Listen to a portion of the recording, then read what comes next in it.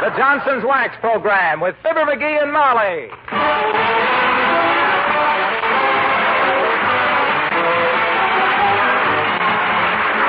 The makers of Johnson's Wax products for home and industry present Fibber McGee and Molly with Bill Thompson, Gail Gordon, Arthur Q. Bryan, and me, Harlow Wilcox. The script is by Don Quinn and Phil Leslie. Music by the King's Men and Billy Mills Orchestra.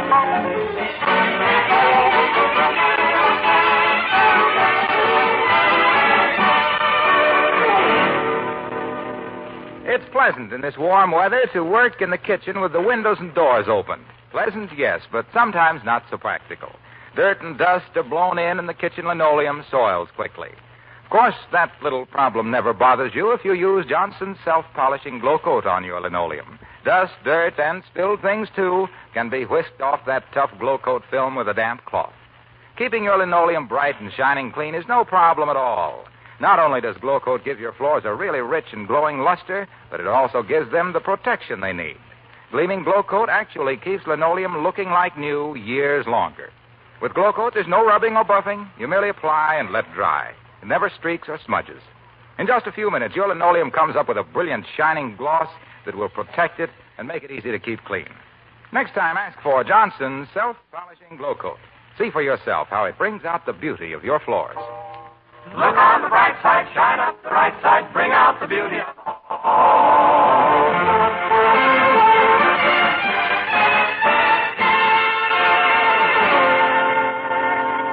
Anytime you see a book on the table at 79 Wistful Vista with lipstick on it, it's because the original owner has kissed it goodbye. And here, perusing a book inadvertently left by a friend, we find a charter member of the BBOTMC, the Borrowed Book of the Month Club. Mr. McGee of Fibber McGee and Molly.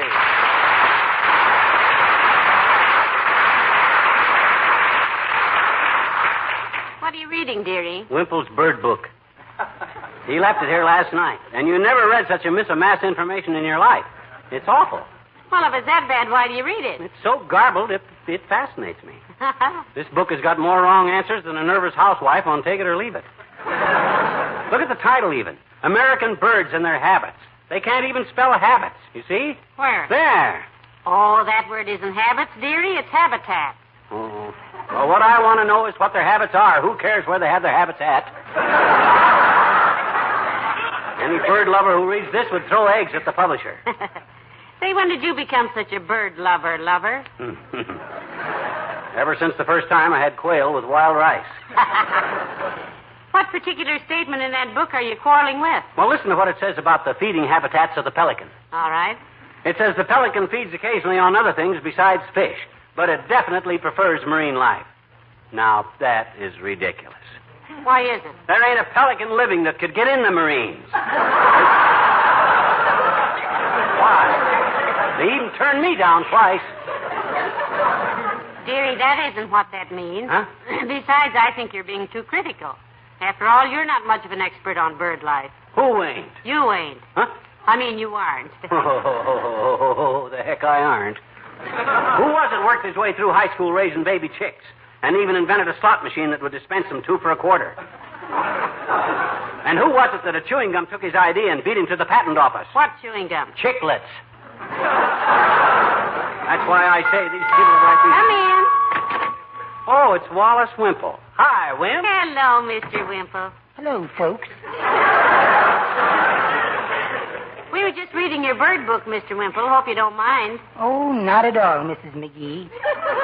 I'm glad to know where I left it. I'm afraid I was rather upset when I left here last night. Yeah, we noticed that, Wimp. Why? Did I do something? Well, we had the radio turned on to a political rally. Oh, I remember now. A deep voice snarled, Wallace is going to get the beating of his life. And I went right out the window. Yeah. Silly me. Hey, how are you getting along these days with her, Wimp? You mean Sweetie Face? My big old wife? Yes. Oh, about as usual. We had a little tiff yesterday. And believe me, Sweetie Face puts up a tough tiff.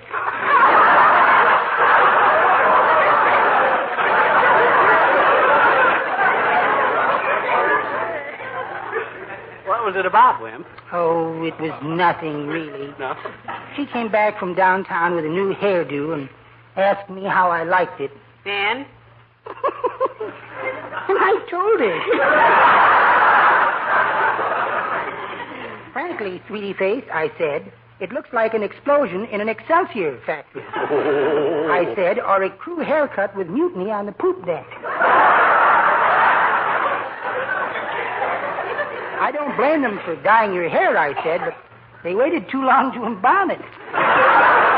Oh, no. Mm-hmm. And then out loud, I said,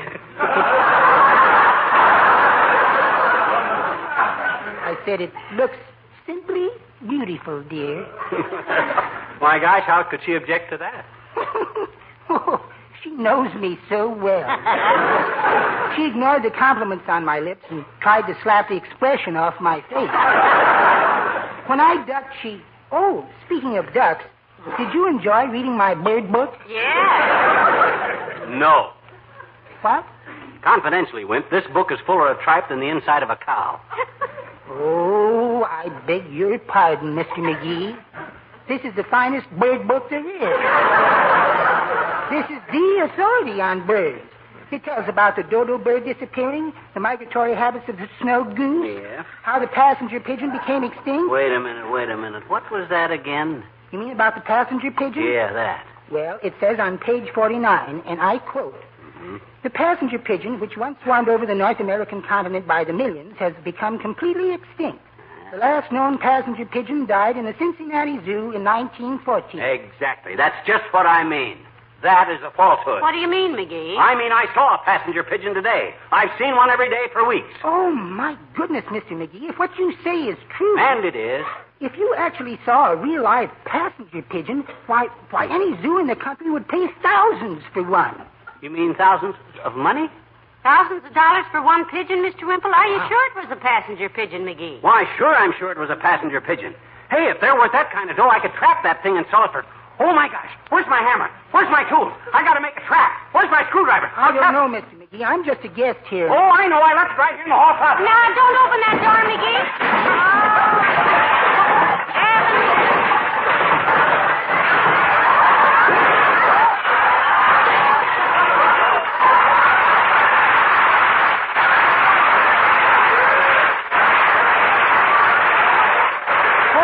That's a wonderful trap, Mr. McGee. Set it again.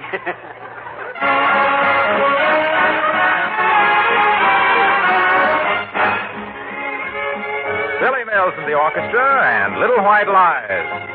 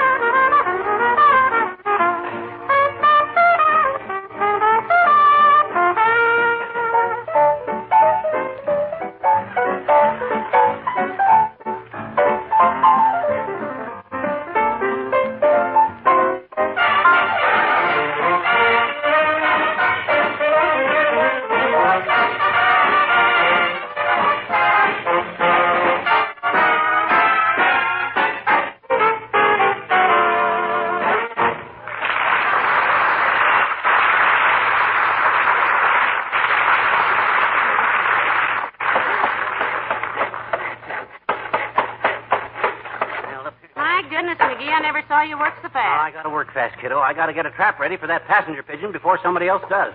And it's all over town now. The pigeon? No, the news. Wimple's been telling everybody, and I've already had a call from the zoo and one from the bird editor. I'll There's get another that. one. I'll get it. That'll be another one. 79 Wistful Vista, Molly McGee speaking. Yes?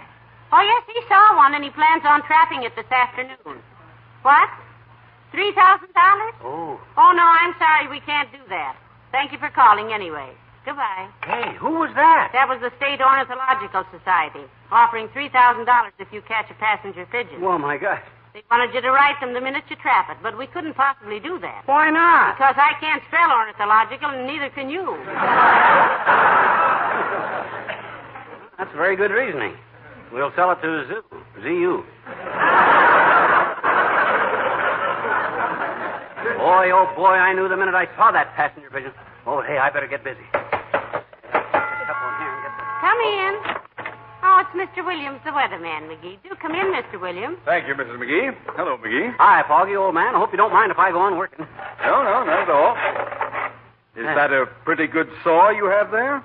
Of mine? Well, it's all right, but next time get one with a heavier blade, boy. This would be okay for slicing bananas, but for sawing wood like this with nails in it, it's a little frail. Thank you. May I ask what you're building? A pigeon trap, Mr. Williams. Know anything about pigeons, Fog? No, not very much. Although, like so many boys, I once raised homing pigeons. I once owned Featherling's Pink Nose the Fourth. World's champion 4 times. Heavenly days. Isn't that wonderful? Wasn't it? Yes. Then in 1942, I raised carrier pigeons for the United States Navy. Several of my birds were repeatedly promoted. One of them became a rear admiral. Must have been a fine democratic sight to see lieutenant commanders kneeling down to salute the pigeon. Yes. Yes. But the greatest value I found for pigeons was their use in carrying weather information from one isolated post to another when I was in Australia. Australia, how interesting. Did you see any kangaroos? Oh, yes. Yes, I boxed 3 rounds with one every morning. But I found the ostriches more intelligent. I brought one home as a pet. He broke his neck one day in New York. Oh. Subway accident? No, he got frightened on Broadway and tried to stick his head in the sidewalk. Well, I better let you get back to work, McGee. Good day, probably. So long, Foggy.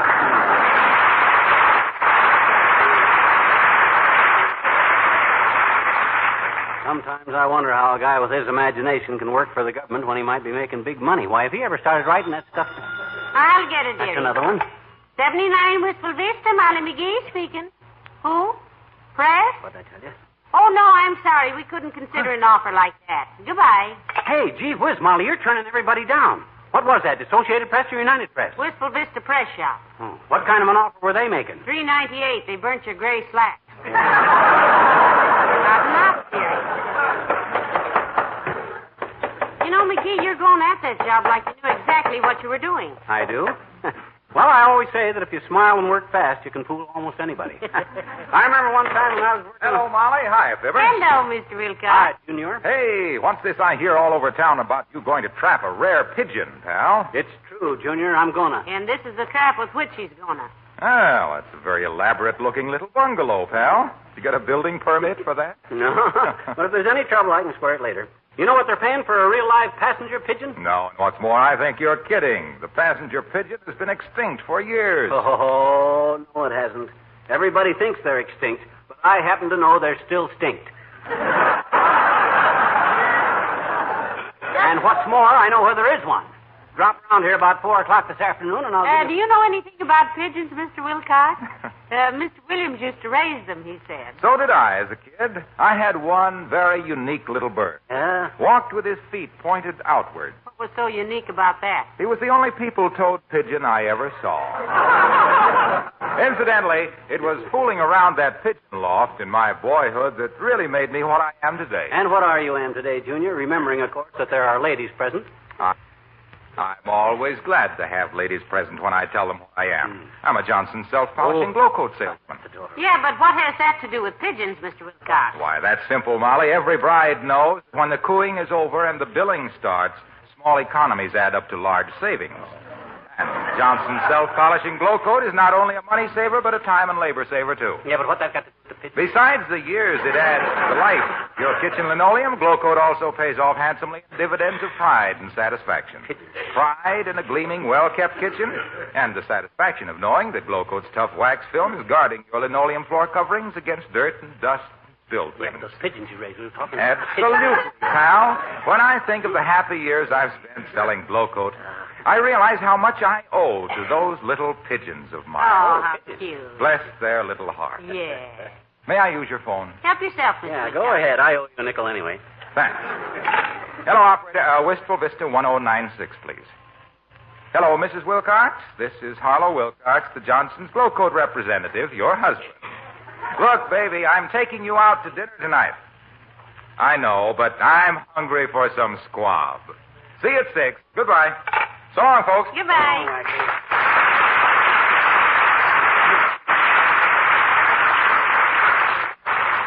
Oh, my, Mr. Wilcox has a very sensitive appetite, hasn't he? Yeah, he's a little like I used to be when I worked at the tea company as a teetotaler. Why, you never told me that, dearie, that you used to total up tea.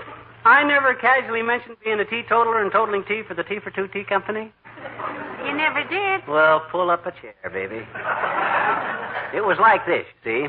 There were 3 of us there at the tea company, see. 2 tea tasters whose task was to test the tea for taste, and me, the teetotaler, who totaled up the tea tasters tasted as fast as they gave it the taste test, see. Yeah? Well, sir, those 2 times tea tasters used to try to trip me up by tasting tea twice as fast as I could total the tea they tasted. And between their tea tasting and my tea totaling, we really tested tea.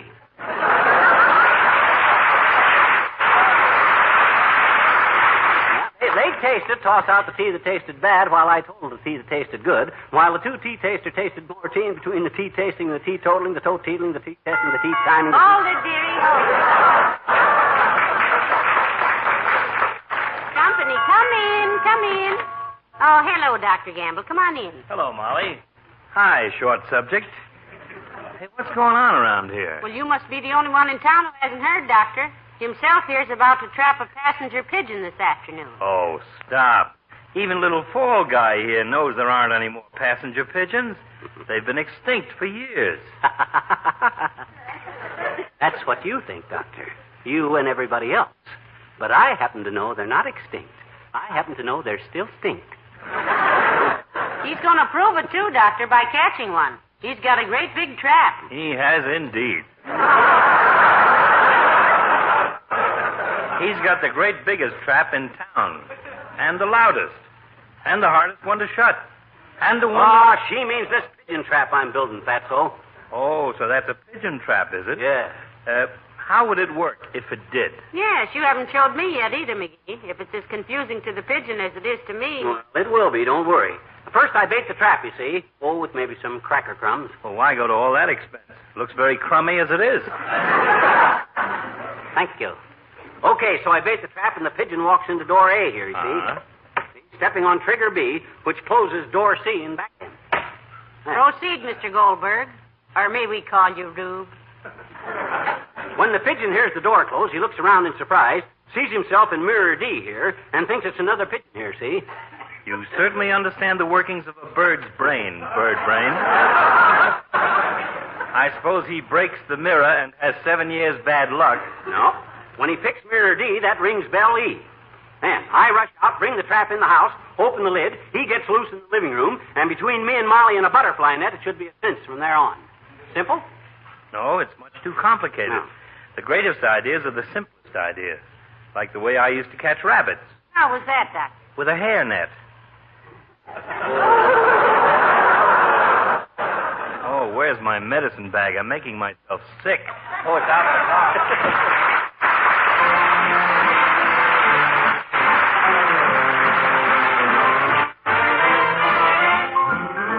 The King's Men and the Dicky Bird song. A Dicky bird whispered, haven't you heard? Spring is here, spring is here, spring is here. A little crow sang a happy hello, my favorite time of the year. A little frog sang a song on his log, lose your blues, lose your blues, lose your blues. And you and I fell in love in reply, on hearing around to find a reason for such a wonderful thing. You could blame it on the sentimental season. Falling in love is done in the spring. The bobolink looked at us with a wink. And a boy and a girl, nothing wrong. When you're in love, you'll go swinging on, singing a Dicky bird song. Spring is here. Spring is here. Spring is here. A Dicky bird whistled, haven't you heard? Spring is here. A little crow sang a happy hello, my favorite time of the year. A little frog sang a song of his love. Lose your blues, lose your blues, lose your blues, lose your blues. And you and I fell in love in reply on hearing the Dicky bird's news. If you have to look around to find a reason for such a wonderful thing, you can blame it on the sentimental season. Falling in love is always a thing to do in the spring. La la la la la la. The bobolink looked at us with a wink. And a boy, nothing wrong. When you're in love, you'll go swinging along, singing a Dicky bird song. Spring is here, spring is here, spring is here. La la la la la la.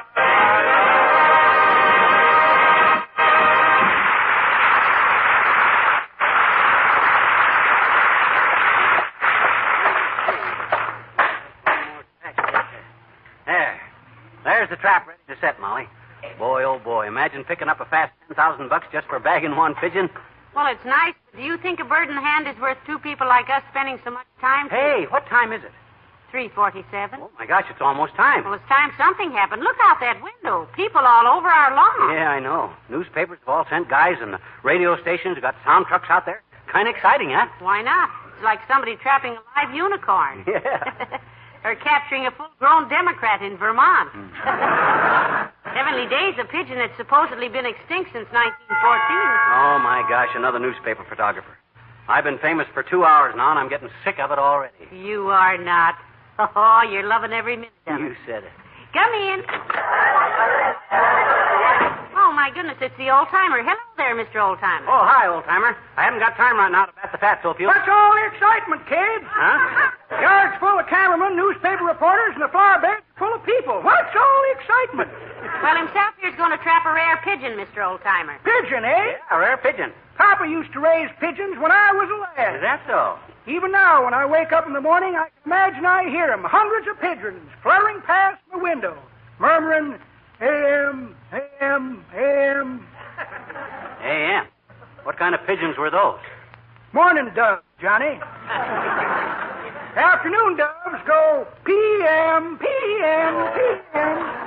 Well, the one that he's after is a passenger pigeon, Mr. Oldtimer. Probably the last and only living one in the world. Yeah, worth a pile of dough, too, Oldtimer. Everybody thinks the last known passenger pigeon died in the Cincinnati Zoo in 1914. Yes, I know, Johnny. July 5th, 5:36 in the evening. Well, how do you know so much about it? I was there, daughter. I was the bird head keeper at the Cincinnati Zoo at the time. You mean the head bird keeper? I mean the bird head keeper. Oh. Used to comb and brush all the little heads. Millie was my favorite, too. Millie.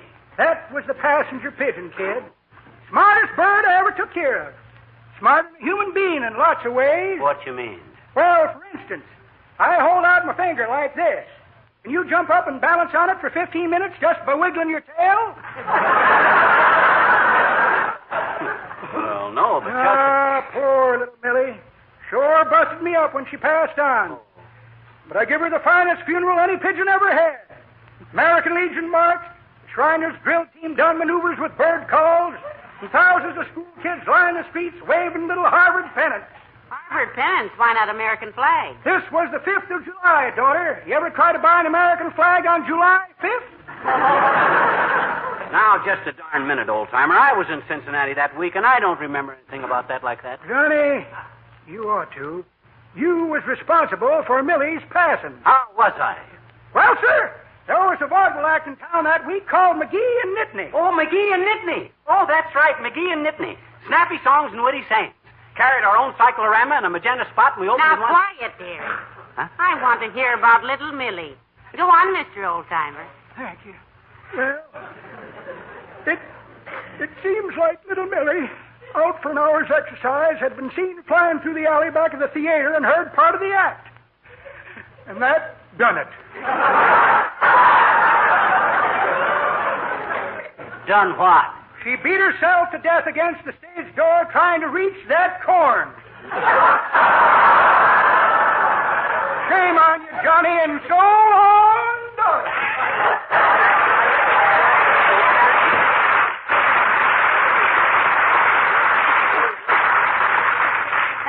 I bet he made that up. Why, certainly. It wasn't the act we had that killed all the birds. It was all the birds we got that killed the act. Well, let's go, kiddo. I got the trap. Open the door. Come on.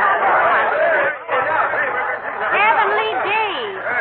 What a mob. Quiet, everybody. Stand back there. Let me through. Come on, Molly. Come on, Molly. Come on out to the curb here, Molly. You can all see my rare passenger pigeon as soon as I catch him. He'll be here any minute. Quiet now. You'll scare him away. Quiet. Here he comes, Molly. There he comes. Look, Molly, the passenger pigeon. Where, McGee? I can't see him. That bus is in the way. Look on top of the bus. There he is. When I got on the bus, you hand me the trap. For that bird? Why, that just looks like an ordinary post office pigeon to me, McGee. Oh, that's just a plain pigeon. That's a passenger pigeon. He's been riding on top of that bus all day. He's a passenger, isn't he? He's riding that bus. He's a passenger pigeon. That's a passenger pigeon. I tell you, he still stinks. He's been riding that bus all day.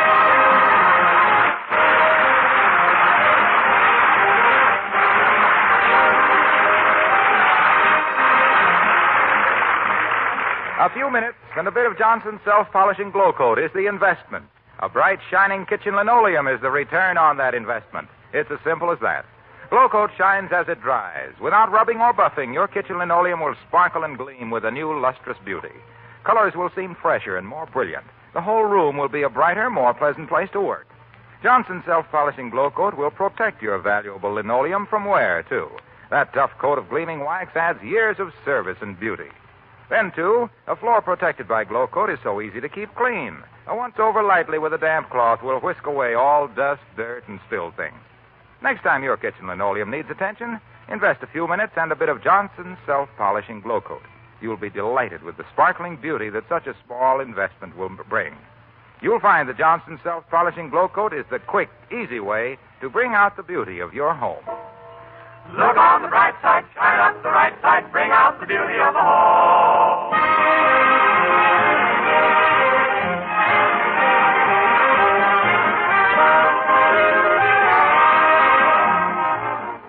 Oh, when I think of the dough we could have made, how famous we could have been.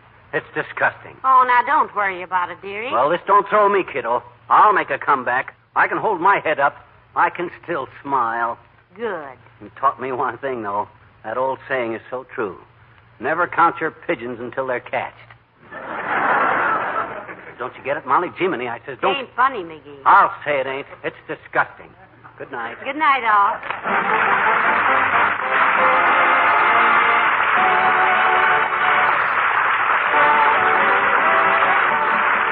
The makers of Johnson's Wax Products, Racine, Wisconsin, bring you Fibber McGee and Molly each week at this time. Be with us again next Tuesday night, won't you? Good night. This is NBC, the national broadcasting company.